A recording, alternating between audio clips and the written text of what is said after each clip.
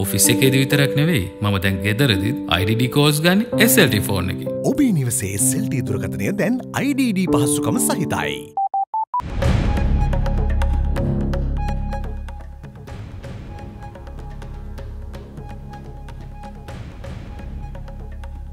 This coastal line high wind speed may be increased up to 60 per kilometers. However, could be a reprieve on the way. The monsoon will now progress over Sri Lanka in the next 24 hours. Satosa at the ready to provide relief. Lanka Satosa team is geared to assist all the needy in all these relief camps. On the defence, parliamentarian Dayasiri Jayasekara defends accepting money from a subsidiary of Perpetual Treasuries. Overflowing patients. Doctors say that the ICU of the Karapitiya Teaching Hospital is at full capacity with patients with viral fever.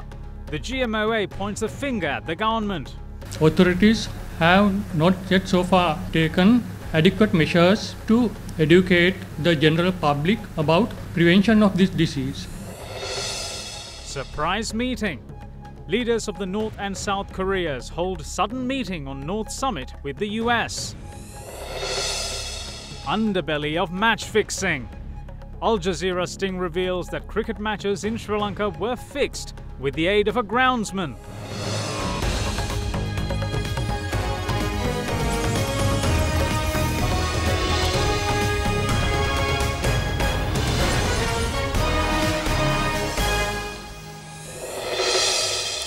Good evening, bringing you news from across Sri Lanka and around the world tonight on Other Derana 24/7, first at 9. I'm Indi Mariamwat.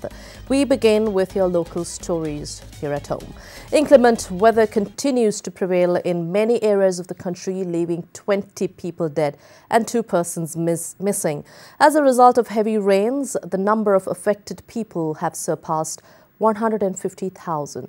Meanwhile, close to 15,000 families across 10 districts have been evacuated to safety at 265 welfare centres.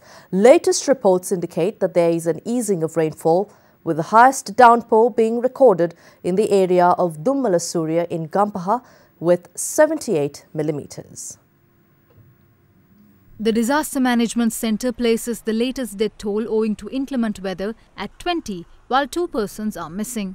The DMC adds that 153,712 people belonging to 40,017 families have been affected, while 55,553 people have been evacuated to 265 welfare centres due to the risk of floods and landslides across 10 districts. 50 families residing in villages of Jayabima and Daduru Oya were affected, owing to Daduru Oya breaching its banks. 41 families residing in the village of Tambapani affected following the opening of the 20 spill gates of the Tabova reservoir are currently receiving shelter at the Tabova temple. Vehicular movement was interrupted along the Chilau-Colombo main road as the stretch from Madampe to Mahavavar being inundated. In the meantime, President Maithripala Sirisena visited the residents affected due to floods in the areas of Mahavavar and Nathandiya. This is worked under 2 stages. Firstly, the immediate process when such a situation arises, and then the process which comes when things return to normal. As the government, we will undertake it with great responsibility. A police officer sacrificed his life when attempting to help flood victims. I express my deepest sympathy on behalf of the government. If he is married, then necessary requirements should be fulfilled. In Kaluthara, meanwhile, 4 families were evacuated to the Silavancharama temple in Bulat Sinhala owing to the Kirimati Mukalana mountain in Damalawata of Bulat Sinhala being at risk of landslide. Many houses in the low-lying areas of Ingiriya, Horana, Maduravala and Millaniya divisional secretariats continue to be inundated due to Kalu River breaching its banks. In the meantime, investigations are still underway in search of the police officer who went missing after being swept away by floods. The police officer was reported missing after he attempted to save a woman and 3 children from being dragged away by a current. The incident was recorded on nearby CCTV. He was identified as 29-year-old Dilan Sampath. In Kurunagala, a person was reported missing yesterday after being swept away by the floods in the area of Pandubasnuwara in Magulagama owing to Kalubulu Oya spilling over. Search operations proved futile, but his motorcycle was found. Many houses and buildings, including the Jaala police station, is underwater, with the stream in Jaala overflowing.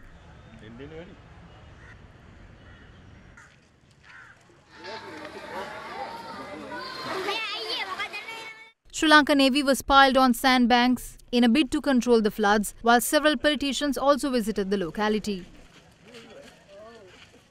The area of Kadubela is still feeling the adverse effects of inclement weather as the area continues to be inundated.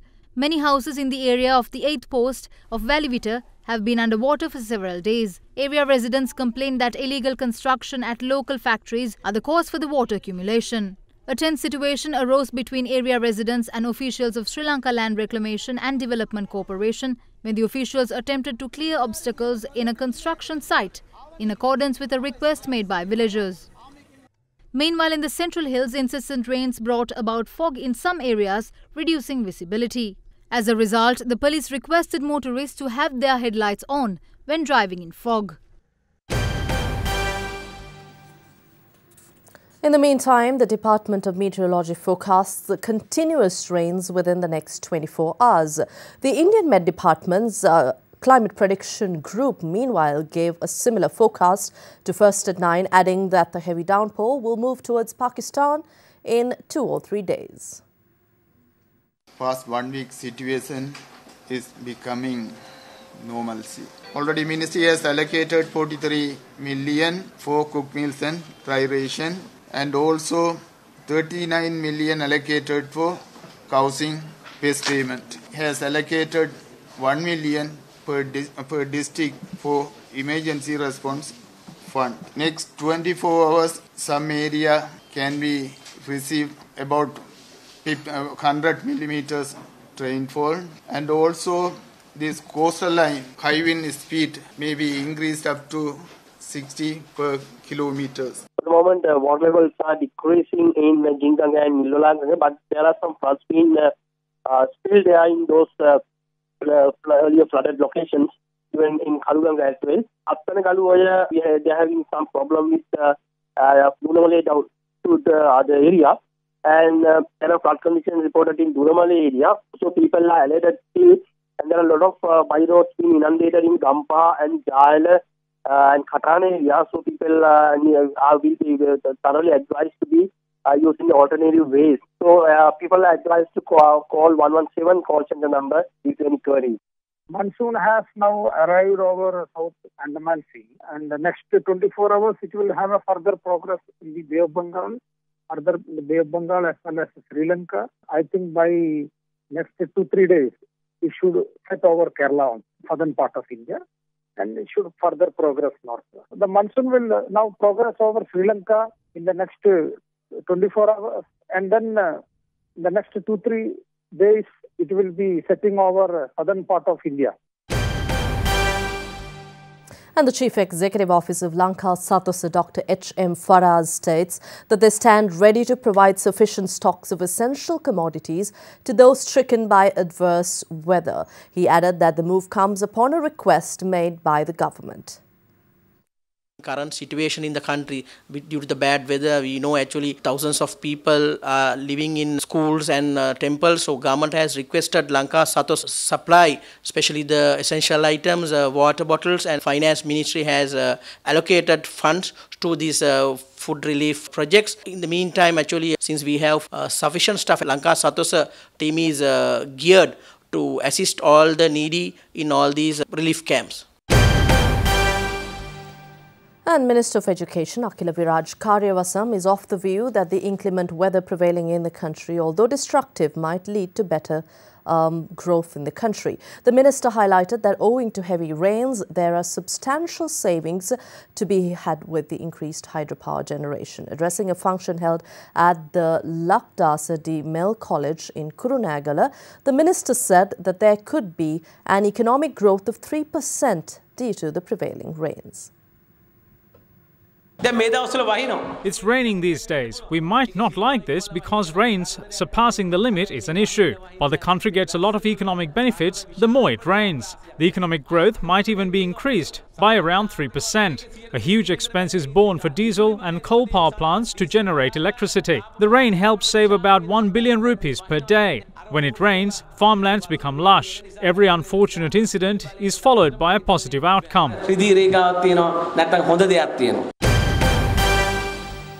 And health officials of the Karapiti Teaching Hospital in Galle say that the intensive care unit of the hospital does not have capacity to treat patients who are in critical condition owing to the recent outbreak of a viral flu. Convening a media briefing today, health officials went on to say that incorrect information are being circulated across the country regarding the flu, as the government has not yet released relevant statistics on child deaths. The director of the Karapiti Teaching Hospital in Galle, Dr. Jayampati Sinanayaka, said that the viral flu had claimed the lives of 5 children over the past month. With much conjecture hovering over the outbreak of flu in the southern province, medical officials of the Karapiti branch of the Government Medical Officers Association convened a media briefing on the current health crisis. A fever epidemic is going on, particularly in Galle and Matra district of the southern province, and the consultant opinion is that this is influenza viral infection. Mainly the small children who are less than 2 years are affected. Some of them have already died due to secondary infections after the primary influenza infection. Authorities have not yet so far taken adequate measures to educate the general public about prevention of this disease. There is a vaccine. At the moment it's available only in the private sector and it costs around 1,500 rupees. We think that giving the vaccination is more cost effective than treating the critically ill patients. Elderly people who are over 65 years and other people whose immunity is low, and the healthcare workers should be vaccinated. Members of the GMOA also expressed views on the inability to admit patients with influenza to the ICU of the Karapiti Teaching Hospital, as the ICU is at maximum capacity.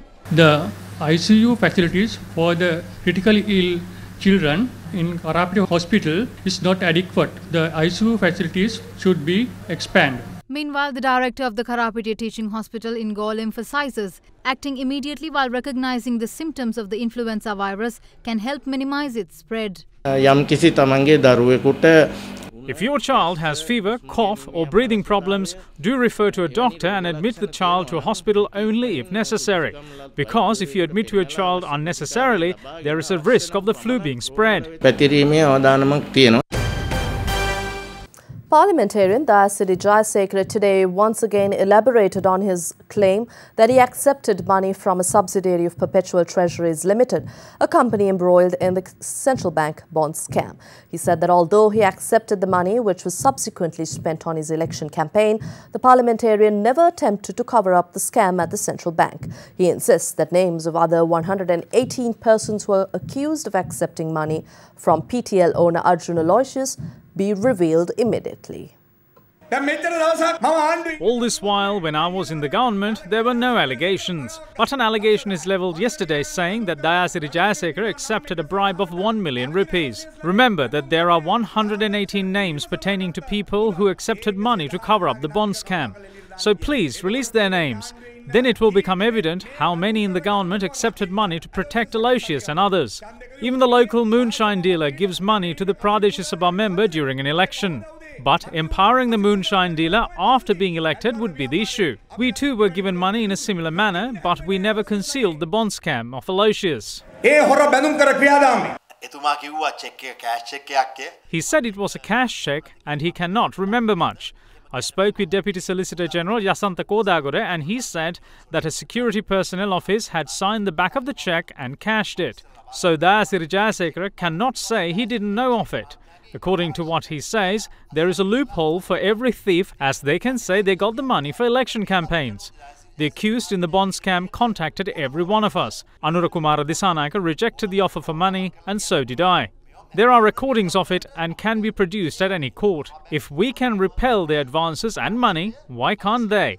As far as I know, members of our party as well as opposition and other parties have accepted money from the accused in the central bank bond scam.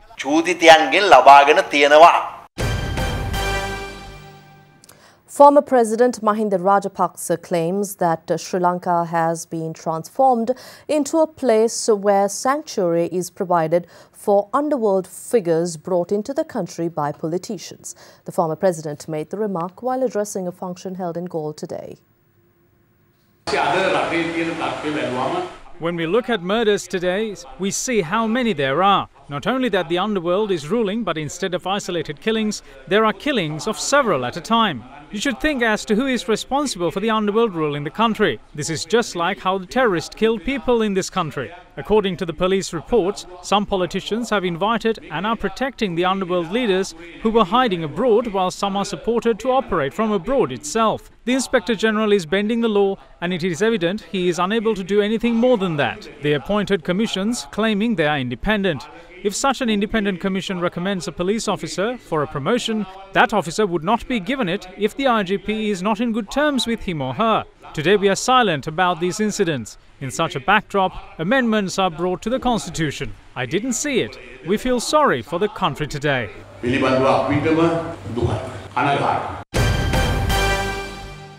Further developments in the Parliament. Parliamentarian SP Derana reveals that 10 more members of the Sri Lanka Freedom Party who are presently in the government will be joining hands with the opposition in the near future. He made this revelation at a seminar held in Mathura today. Many parliamentarians representing minor parties were at Tilanga Sumathipala's house affirming their support in favour of the no-confidence motion against the Prime Minister. A number of UNP ministers were at a temple in Narahempita, while some were at Ratanathera's temple, with some being at our place expressing their support to us. We knew that we would lose, and we gave up when a group of SLFP members opposed this. The longer we stay with UNP, our party degenerates. Without taking much time, we will take some of them to the opposition. The day we officially break the SLFP and the UPFA away from the unity government is not far.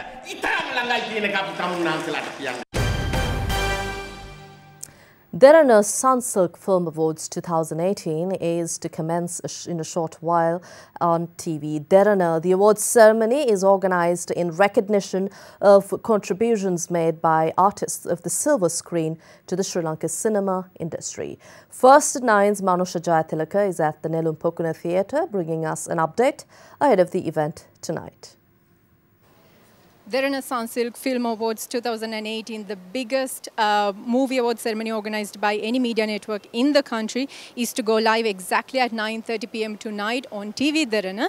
And here at the Nelumpokana Mahinda Rajapaksa Theatre, awards will be presented to 23 films that hit the theatres last year. And as you can see behind me, prominent artists are already gracing the red carpet tonight. So tune into TV Derana exactly at 9:30, just after our news bulletin finishes tonight, for the biggest and the most exciting TV experience of the year. First introduced in 2011, the Derana Film Awards is held for the 6th consecutive year. This year, awards will be presented under 3 categories, with 14 special awards by the jury, Derana Cinema of Tomorrow and 7 popular awards. Artists and celebrities are already seated at the theatre for the star-studded event of the year. Make sure you tune in to TV Derana at 9:30 p.m. tonight. And now let's take a look at a few other stories making news from across Sri Lanka. The funeral of Ranjan Silva, who was the father of cricketer Dhananjay De Silva, will be conducted on the 28th. He was gunned down on Thursday night by some members of the underworld, although the actual target was his elder son. The 3 suspects from the gang of underworld figure Kudu Anju, who did the shooting, are yet to be arrested, and the police are examining CCTV footage from the vicinity of the incident. A constable attached to Gukaralla police used his official firearm on himself and took his own life last night.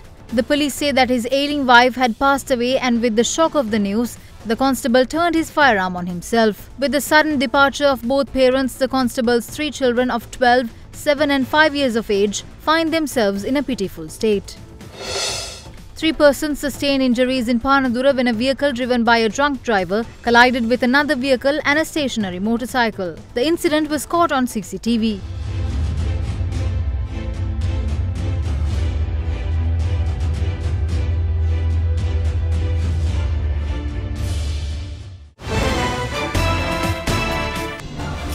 Watching Sri Lanka's award-winning news channel, Other Derana 24/7.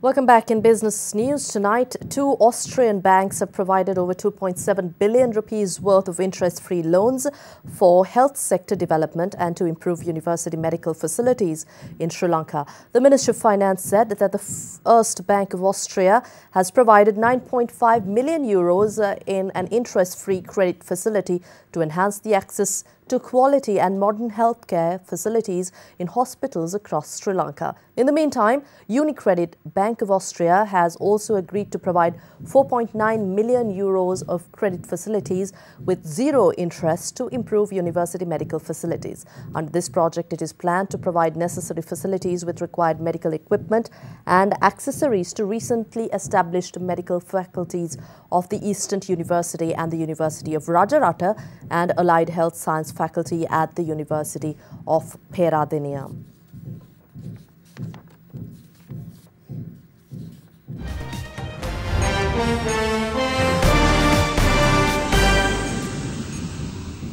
In your international news tonight, the leaders of North and South Korea have met in the demilitarized border area between the two countries. The meeting is only the second between South Korea's Moon Jae-in and the North's Kim Jong-un. It comes as the two sides continue efforts to put a historic US-North Korea summit back on track.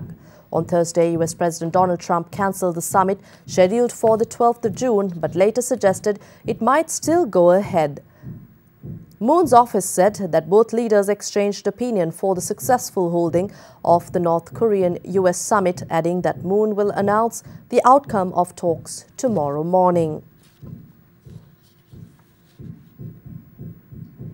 And film producer Harvey Weinstein surrendered to New York City police yesterday on charges of rape and sex abuse and was taken to court in handcuffs months after he was toppled from Hollywood's highest ranks by scores of women accusing him of misconduct.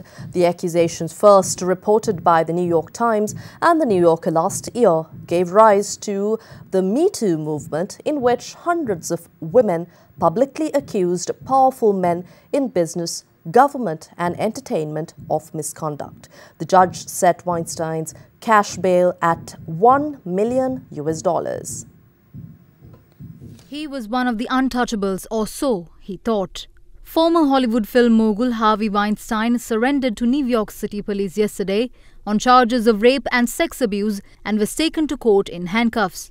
More than 70 women have accused the co-founder of the Miramax film studio and the Weinstein Co. of sexual misconduct, including rape, with some allegations dating back decades. He has denied having non-consensual sex with anyone, and his lawyer Benjamin Brafman says he intends to plead not guilty. The accusations, first reported by the New York Times and the New Yorker last year, led to the hashtag MeToo movement, in which hundreds of women have publicly accused powerful men across all sectors from business to politics of misconduct. The 66-year-old is charged with 2 counts of rape and 1 count of criminal sexual act against 2 women. The judge ordered Weinstein be released on $1 million cash bail. The fallen mogul surrendered his passport and agreed to wear a monitoring device that tracks his location. Actress Rose McGowan, who has for many years accused Hollywood producer Harvey Weinstein of rape, appeared on a television show to discuss her feelings after the movie mogul was charged with rape. This is a big strike into the heart of abuse of power. And this shows people worldwide, which is what I was hoping the whole time, that this cannot and will not stand. He tied with God for thanks at the Oscars. And to see that constantly and to live in that town, I was there by myself since I was 15, and to see people just lay wreaths at his feet even though they knew. Today is a good day. Still in international news, campaigners for change who were gathered at the main Dublin Council Centre today celebrated exit poll results which predicted that the people of Ireland are set to liberalise abortion laws by a landslide. Yes supporters wearing jumpers and spelling out repeal, and yes were clapping and cheering as ballots started to be counted behind them. Exit polls published after Ireland's referendum on abortion suggest a large vote in favour of liberalising the law. Polls by the Irish Times suggest about 69% voted to repeal a part of the constitution that effectively bans terminations. Prime Minister Leo Varadkar, who supported the reform, said it looked as if the country was about to make history. Those who took part in yesterday's referendum were asked whether they wanted to repeal or retain a part of the constitution known as the Eighth Amendment, which says an unborn child has the same right to life as a pregnant woman. Still in sports, the city of Kiev got ready today to host the Champions League final between Real Madrid and Liverpool. The roads in the heart of Ukraine's capital were closed and 12,000 extra police officers were deployed for the event, while exhaustive security checks were carried out at the fan zone placed in the capital's main road, while fans prepared for a festive day. Holders Real are aiming for their third successive Champions League title and fourth in 5 years to make it 13 in the club's illustrious history. The Whites have won the title on 12 occasions and would become the fourth team to claim 3 successive European crowns and the first in the Champions League era. Liverpool have won the title 5 times, but none of the team's current squad have played in a Champions League final.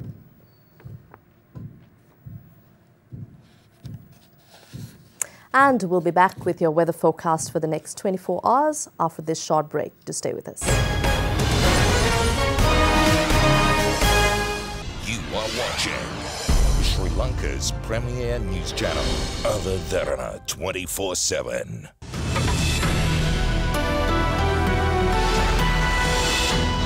A very good evening and welcome.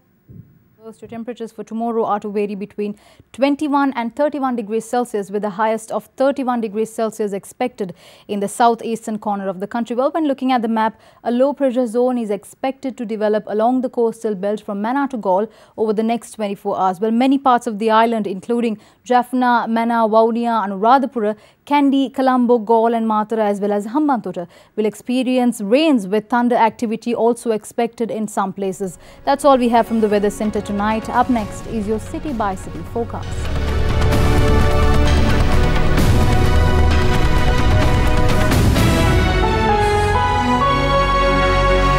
You are watching Sri Lanka's #1 news channel, Other Derana 24/7.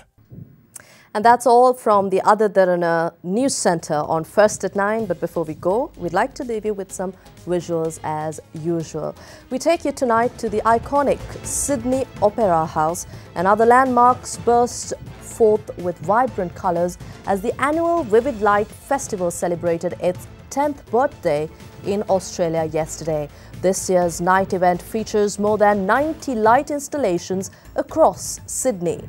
According to organisers, Vivid Sydney Festival last year attracted a record 2.33 million viewers. Enjoy the visuals. Have a pleasant evening. Good night.